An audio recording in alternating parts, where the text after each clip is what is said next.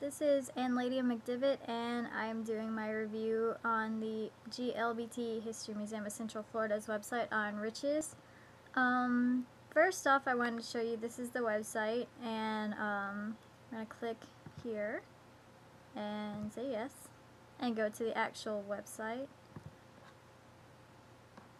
So this is the website for the GLBT History Project. You can see kind of the general information on there, some history news.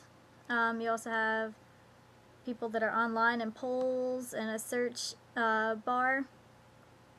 And then we can click on certain things like about, figure out what their mission is, which is to collect, preserve, and exhibit the gay, lesbian, bisexual, and transgender community's history in Central Florida. And we also have a vision and their project initiatives, values, volunteers, etc. And then here, you find out what kind of exhibits they have, which is pretty interesting. You have the different areas where they're located and what they've got. You have their interesting stuff that, like, contributors, sponsors, which Darden restaurants, that's kind of interesting. Red Lobster is helping out with this.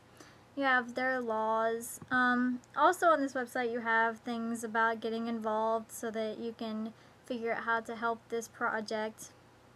You can also donate. Obviously I told you earlier there's a search. This is one thing that I think is interesting, is they have the museum exhibits, and obviously if anyone's been in Orlando for a while they know about Parliament House. So they have some interesting things about this. The website itself is pretty barren, which is kind of disappointing for me, and obviously it could use a lot of work, but when you have the images, you know, it's interesting to see the history of it. You have fun things like that, which we're not going to go into too much because it's not really completely appropriate. Some more exhibits just to take you through. Again, my biggest problem with this website is that it's very barren. You know, it's easy to navigate through and it's easy to figure out, but you don't really have much context with it, and you also don't have much to look at, which is a problem. Other interesting things to look at would be timelines, which this one, again, is really barren, but it does have some interesting information for you to look at. You have photo archives, and sometimes it takes a little bit to load on here.